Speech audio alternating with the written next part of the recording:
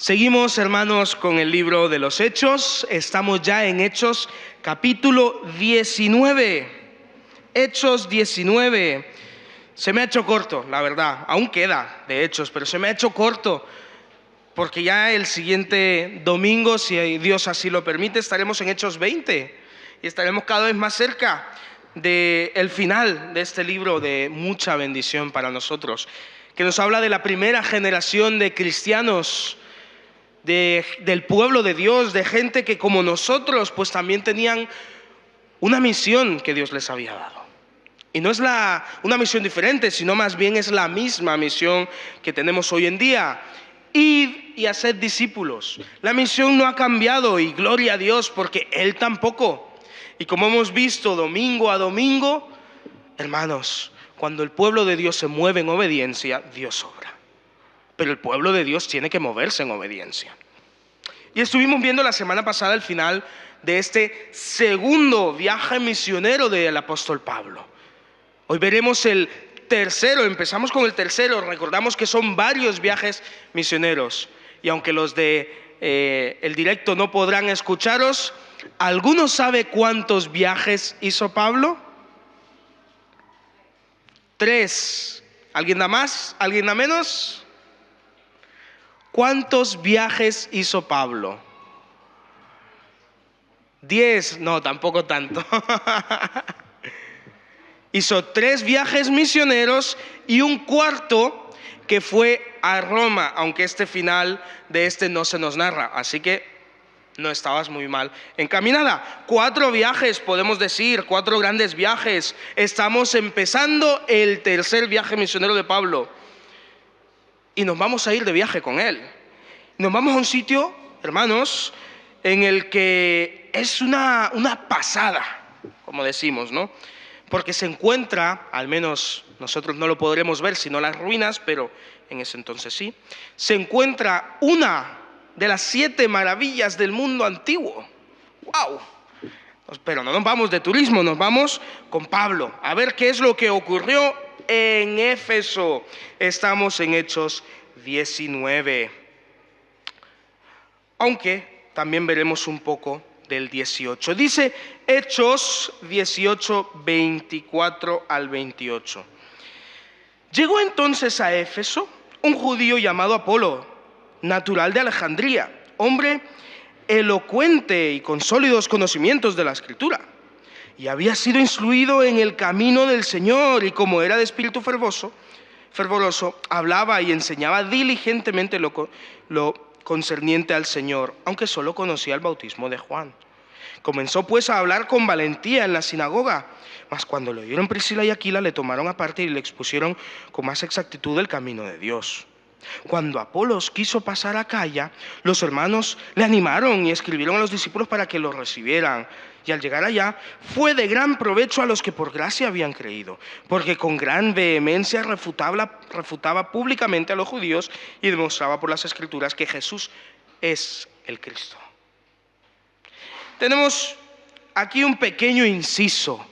Nos están preparando para este lugar de Éfeso, donde son los efesios. Por cierto, también el apóstol Pablo escribió una carta a esta iglesia. Y aquí tenemos a Apolos, un judío natural de Alejandría, con mucho conocimiento de la palabra de Dios. Diríamos que era muy docto en la palabra de Dios, una persona ejemplar en este aspecto. Y como alguien muy conocedor de la palabra de Dios, empieza a enseñar en la sinagoga. Empieza a enseñar entre los judíos. Pablo y Aquila, que los conocimos ya el domingo pasado, compañeros de ministerio con Pablo durante un periodo de tiempo y líderes en la iglesia de Dios, conocieron a Apolos. Pero Apolos, aunque tenía mucho conocimiento de las Escrituras, solo conocía el bautismo de Juan, que es de arrepentimiento. No conocía el evangelio al completo. De manera que Priscila y Aquila lo que hacen es traerlo y prepararlo para que conozca la totalidad del evangelio. Y este hombre, conocedor de las Escrituras, entonces comprende quién es Cristo Jesús, comprende que Él es el centro de todas las Escrituras, comprende que todo lo que Dios había dicho en el Antiguo Testamento era la preparación de aquel que habría de venir, que no es otro sino Cristo Jesús. Y ya su conocimiento pues fue más completo. Pero no descartaron a Apolos en la labor misionera, lo prepararon, lo capacitaron.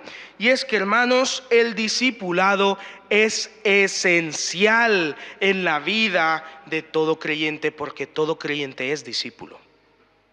Toda persona es discípula y puede ser un discípulo de lo malo o un discípulo de lo bueno, pero algo estás aprendiendo.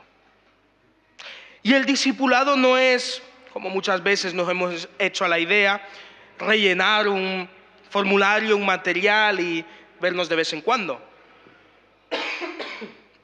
Discipulado es todo lo concerniente al crecimiento en Cristo Jesús. De manera que Apolos era un gran maestro de la ley, pero necesitaba comprender el Evangelio en su totalidad. Perdón. El discipulado no es solamente para las personas que desconocen los fundamentos del Evangelio, sino que es una labor en la que todos los creyentes debemos vernos involucrados. En primer lugar, como alumnos.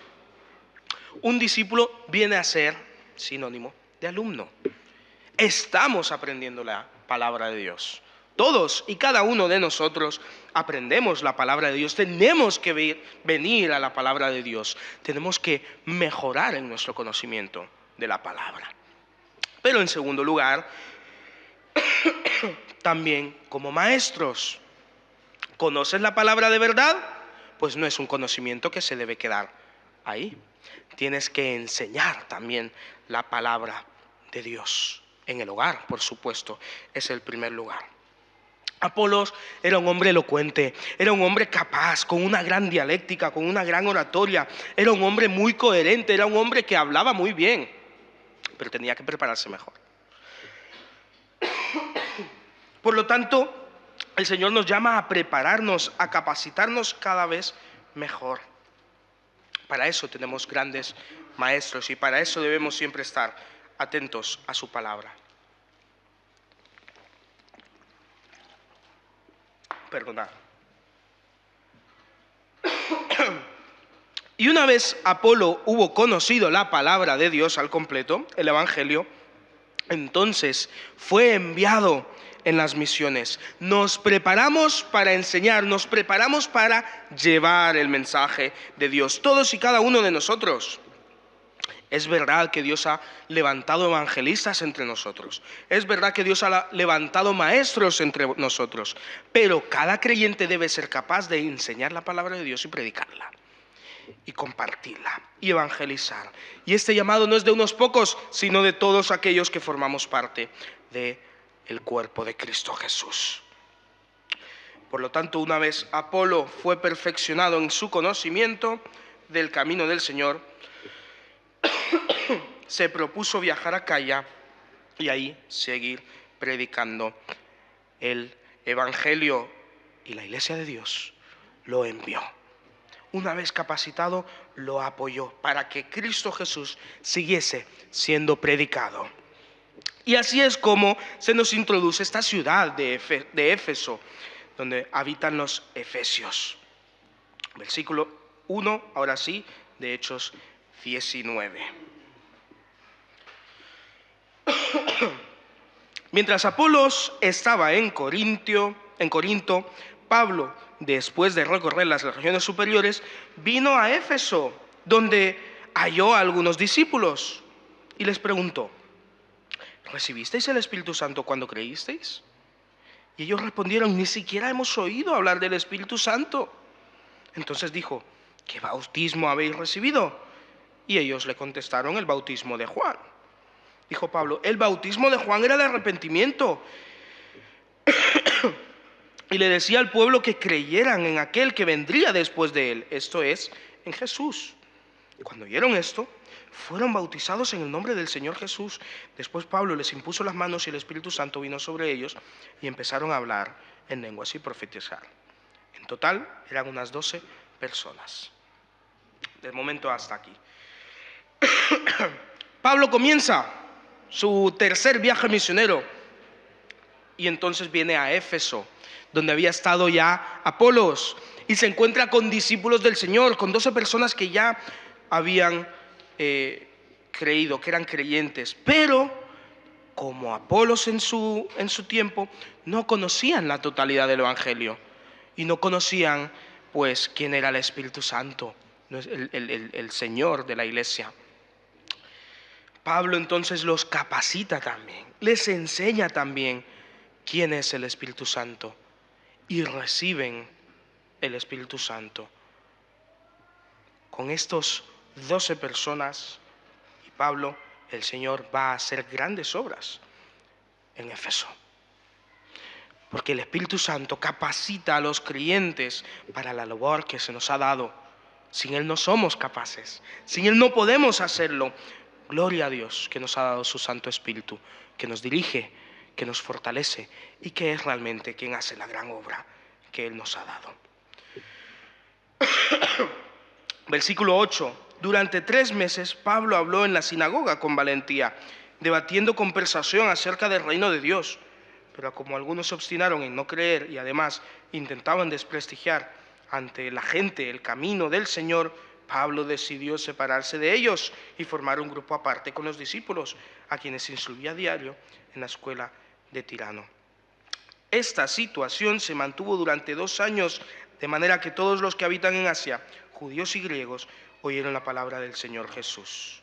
Y Dios hacía milagros extraordinarios por mano de Pablo, hasta el punto en el que el simple contacto con los paños y delantales usados por Pablo bastaba para curar a los enfermos o expulsar a los espíritus malignos.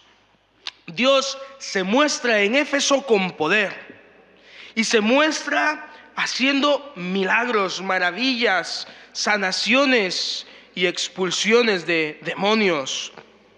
Pablo predica al Señor, se dedica al ministerio y es Él quien hace la obra. Siempre ha sido el Señor quien hace la obra. Pablo sigue con la estrategia que hemos visto en cada una de las ciudades. Va en primer lugar a los judíos que están a la espera de aquel que vendría, que es el Mesías, y les enseña que Cristo Jesús es el cumplimiento de todo cuanto esperan. Pero como en otras ciudades, aquí no es diferente y Pablo encuentra oposición. De manera que se tiene que separar de este grupo y enseñar la palabra de Dios en un lugar diferente. Y está así durante años. Porque la labor misionera lleva su tiempo. Pero el Señor está haciendo grandes cosas en Éfeso, de manera que el pueblo se empieza a llenar de temor. Porque Pablo, por la obra del Espíritu Santo, está haciendo milagros y maravillas, de manera que ni siquiera tiene que tocar a las personas para que esto ocurra. Dios está mostrando ahí su poder, su dominio en esta ciudad, de la cual conoceremos un detalle esencial más adelante. Tanto se hizo conocido esto de Dios, de Cristo Jesús, pero también del ministro que él había levantado, de Pablo, que mira lo que ocurre en el versículo 13. Algunos de los judíos, exorcistas ambulantes, intentaron invocar el nombre de Jesús sobre los que tenían espíritus malignos, diciendo: os conjuro por el Jesús que predica Pablo. Quienes hacían esto eran 7 hijos de un tal Esceva, judío, jefe de sacerdotes, pero el espíritu maligno les respondió: yo conozco a Jesús y sé quién es Pablo, pero vosotros quiénes sois. Y el hombre en quien estaba el espíritu maligno se arrojó sobre ellos, los zarandeó con tal violencia que tuvieron que huir de aquella casa desnudos y heridos. Y esto lo supieron todos los que habitaban en Éfeso. judíos como griegos, y el temor se apoderó de todos ellos el tiempo que el nombre del Señor Jesús era glorificado. Éfeso era una ciudad en la que había mucha brujería, mucha hechicería, de manera que, ya sea entre los judíos como entre los gentiles, se practicaba esto. Y estos eran judíos que eran exorcistas ambulantes. Hemos hablado ya otros domingos que el Señor no puede ser domado, no puede ser dominado. Y estos no entendían quién es Jesús, de manera que cuando van a exorcizar a alguien, se piensan que por nombrar el nombre de Jesús tendrán la capacidad de expulsar a los demonios. Hermanos, nosotros nunca somos los protagonistas. Siempre es el Santo Espíritu, el Espíritu Santo que está en nosotros quien hace la obra de Dios. De manera que por mucho que estos nombrasen a Jesús, por mucho que nombrasen a Pablo, si el Espíritu Santo no estaba en ellos, nada podían hacer. Y salieron malheridos de esta situación. De manera que esto fue conocido entre todos los efesios y hubo un gran temor en la ciudad. Y por esto muchos llegaron al Señor. Y el temor de muchos se convirtió en glorificación. Y en Éfeso había mucha brujería y había mucha idolatría. Y el Señor los va a ir derribando uno a uno. Versículo 18, mira cómo Dios derriba la brujería. Muchos de los que habían creído confesaban y daban cuentas de sus hechos. Asimismo, muchos de los que habían practicado la magia trajeron los libros y los quemaron delante de todos. Calcularon el precio de estos libros y ascendía a 50.000 piezas de plata. Así crecía y prevalecía poderosamente la palabra del Señor. Y ocurrido esto, Pablo se propuso visitar Macedonia y Acaya para continuar luego hasta Jerusalén. Y se decía a sí mismo, y una vez haya estado ahí, tendré que ir a ver qué pasa en Roma. Envió entonces a Macedonia a dos de sus ayudantes, a Timoteo y Erasto, y él se quedó por algún tiempo en Asia. El temor en la ciudad se convirtió en glorificación a Dios. La glorificación los llevó a la confesión y la confesión al arrepentimiento. Muchos practicaban la magia en esta ciudad y muchos trajeron todos sus libros de hechicería, de magia, obviamente de rituales no agradables ante los ojos de Dios, y en un acto público quemaron todo esto, sin importar su valor, sin importar que se dedicasen a esto, porque conocieron el poder de Dios. Y en Éfeso hubo constantemente oposición. Se opusieron los judíos, de manera que Pablo se tuvo que separar. Y ahora hubieron quienes intentaron usar el nombre de Dios como si se pudiese dominar o como si se pudiese controlar. Salieron malheridos, pero el Señor transforma esta situación en algo que le glorifica. Y aquí empieza a crecer el pueblo de Dios. Y empieza a ser un pueblo dominante y un pueblo conocido por lo que el Señor está haciendo. Hermanos, reflexionando un poco en estos magos, hechiceros, brujos, como los queráis llamar, que quemaron sus libros, qué importante es el arrepentimiento en nuestros corazones. Y ellos lo entendieron al instante. Es necesario que el temor a Dios se convierta en glorificación, que la glorificación en confesión y la confesión en arrepentimiento, porque el Señor actúa cuando hay arrepentimiento. Pero el pueblo, como he dicho, no solo había mucha brujería, aunque era menos por la obra de Cristo Jesús, también había mucha idolatría. Versículo 23. Hubo por aquel tiempo un gran disturbio por causa de las enseñanzas de los del camino, uno de los nombres que recibíamos los cristianos en ese entonces. Un orfebre llamado Demetrio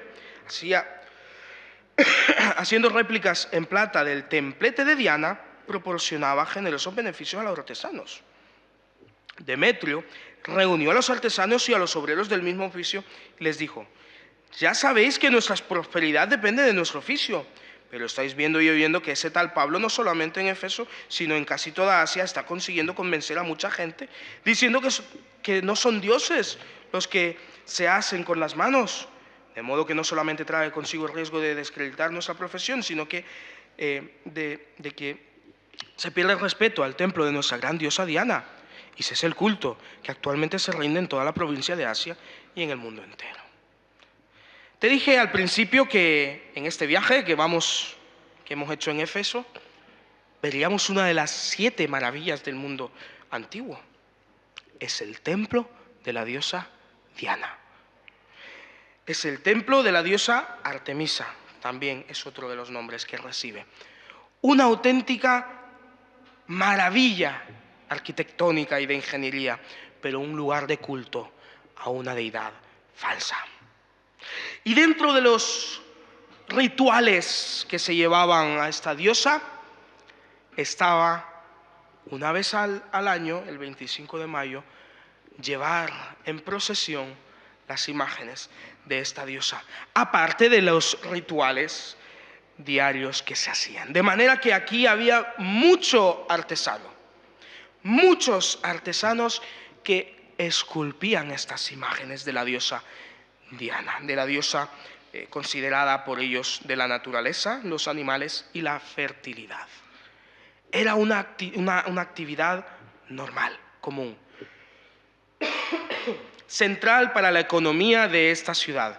Y cuando vieron que el mensaje de Pablo, el mensaje del Evangelio, predicaba a Cristo Jesús como único Dios, aparte Dios que no tiene ídolos, porque ¿a qué lo vamos a comparar? Pues vieron que su oficio estaba en peligro. Y vieron que el culto a su diosa estaba en peligro. Porque cuando la obra del Señor avanza, también avanza y crece la oposición. ¿Qué ocurre entonces? Que se reúnen y que se levantan para ir en contra de las personas que han puesto su fe en Cristo Jesús. Versículo 28. Mira lo que ocurre. Cuando oyeron estas cosas, se llenaron de ira y comenzaron a gritar: ¡Viva Diana de los Efesios! Y se produjo un gran alboroto en la ciudad. Tanto es así que la población se precipitó en masa hacia el teatro, arrastrando consigo a Gayo y a Aristarco, y los 2 macedonios compañeros de Pablo. Pablo intentó enfrentarse a la turba, pero los discípulos no lo dejaron. De igual modo, algunos amigos suyos que ostentaban altos cargos en la provincia de Asia le enviaron aviso para disuadirlo de que se presentase al teatro. Mientras tanto,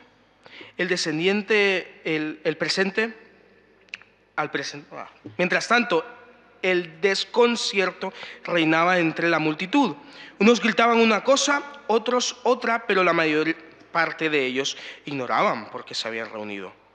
Y algunos de los presentes animaron a un tal Alejandro para que hablara en nombre de los judíos. Este hizo una señal con la mano pidiendo silencio, pues quería presentar su defensa ante los presentes. Pero cuando se dieron cuenta de que era judío, todos a una voz y casi por 2 horas gritaba: ¡Viva Diana de los Efesios! Este lugar era un lugar de mucha idolatría. La diosa adorada era Diana.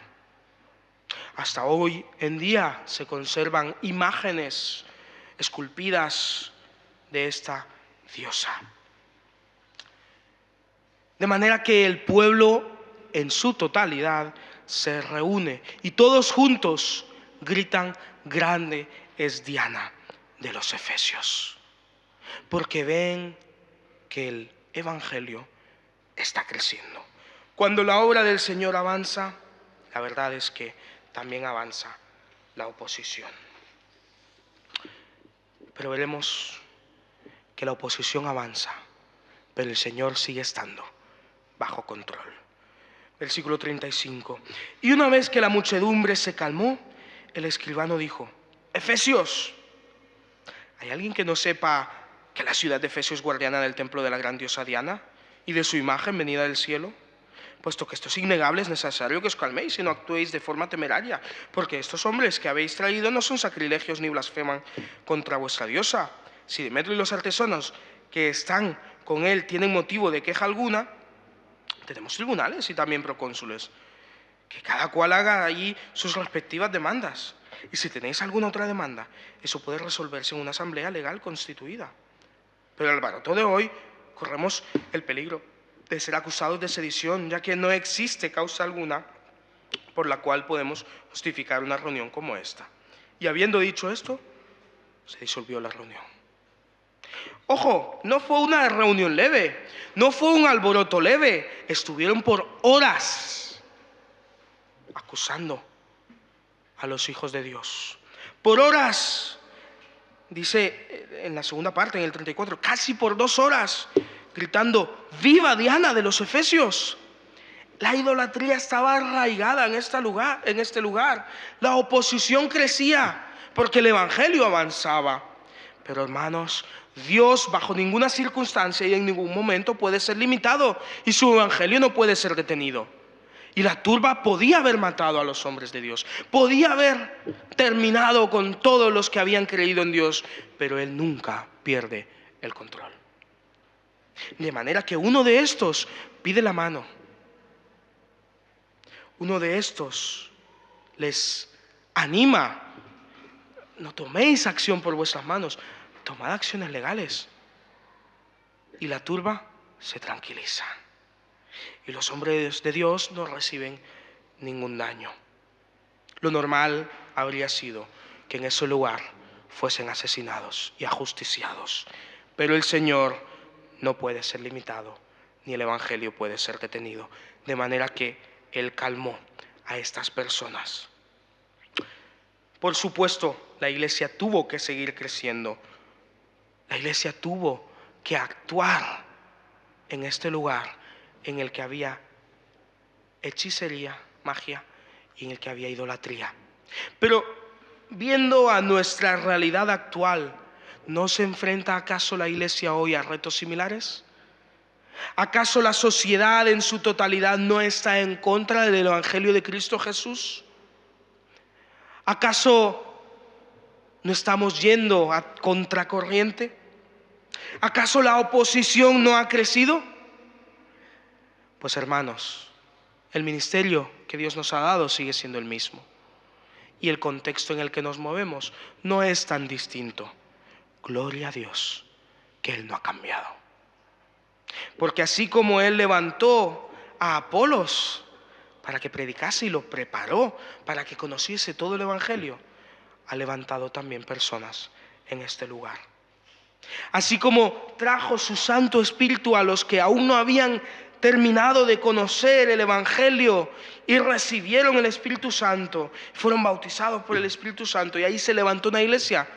¿Acaso el Espíritu Santo no es el mismo que reina hoy aquí en esta iglesia? De la misma manera que el Señor transformó el temor en gloria para sí mismo, porque aquellos intentaron usar su nombre, pero no pudieron, porque Dios no puede ser dominado. ¿Acaso Dios no es el mismo hoy? Y por la obra que nosotros no controlamos, también es glorificado.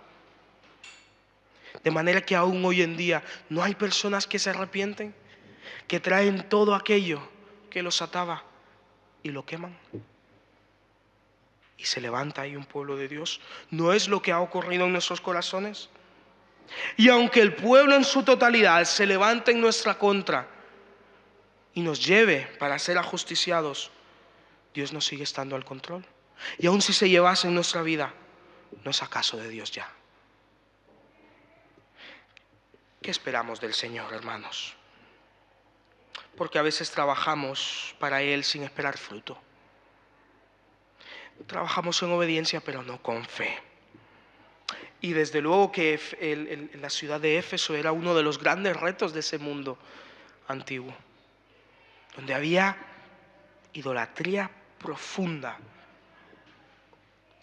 lugar de culto a una deidad pagana, pero también había magia, brujería, hechicería. ¿Acaso no era un gran reto? Pero el Señor movió a Apolos, y el Señor movió a Pablo, y el Señor movió a Aquila y a Priscila, y movió a los diferentes ministros que tenían para que ahí se levantase una ciudad. No olvidemos, hermanos, que la obra del Señor es dirigida por Él, y por esta misma razón no es estéril. Si Él es el que está obrando, Él es quien dará los frutos.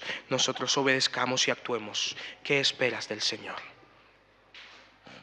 ¿Y cómo actuaremos cuando encontremos rechazo? Porque Pablo se tuvo que separar de aquellos que se oponían al avance del Evangelio, pero en ningún momento dejó de predicar la palabra de verdad y vida. Y serás rechazado, y te echarán de lado, pero no dejes de predicar la palabra de Dios. Y si ahora somos del Señor, como fue el caso de varios ciudadanos efesios, ¿qué cambios hemos de tener en nuestras vidas? ¿Qué cosas aún no le hemos rendido a nuestro Señor y debemos quemar? Porque recordemos que los libros que quemaron eran valiosos y se dedicaban a ello, de hecho. Quemaron su modo de vida, su estilo de vida. Quemaron ahí donde habían invertido su capital durante muchos años, porque entendieron que vivir para el Señor es un cambio absoluto en el cual nuestra vida es renovada en su totalidad. Y prefirieron agradar a Dios antes que seguir con una vida de pecado. ¿O es probable que ahora estés experimentando oposición en la predicación de Cristo?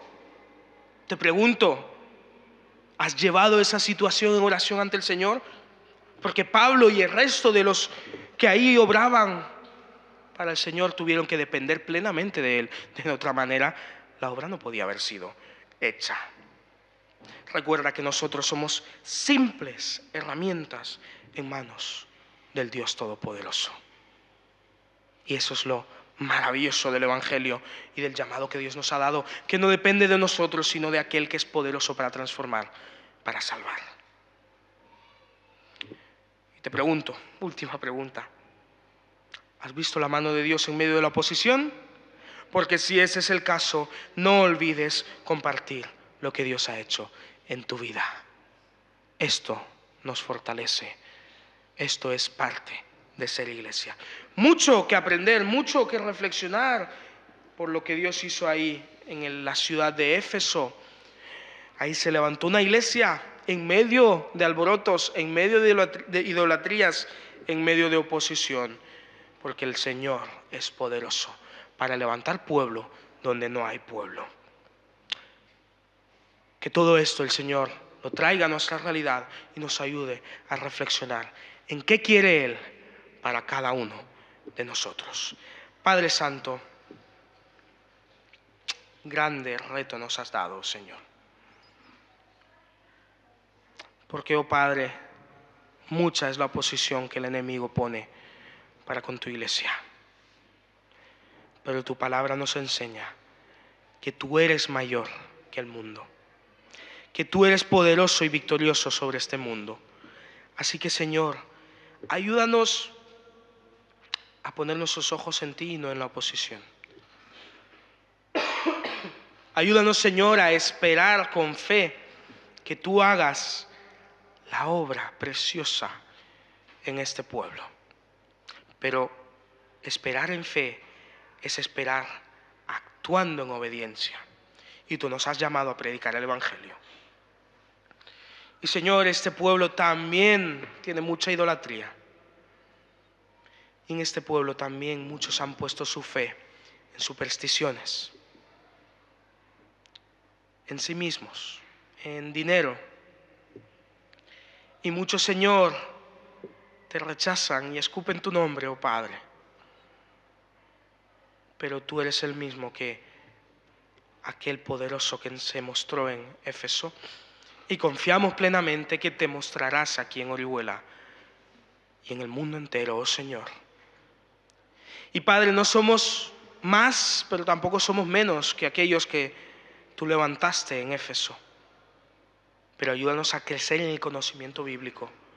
Padre, a ser discípulos del Señor, creador de todo. A crecer en el conocimiento tuyo. a profundizar en tu palabra y en tus verdades. Padre, a no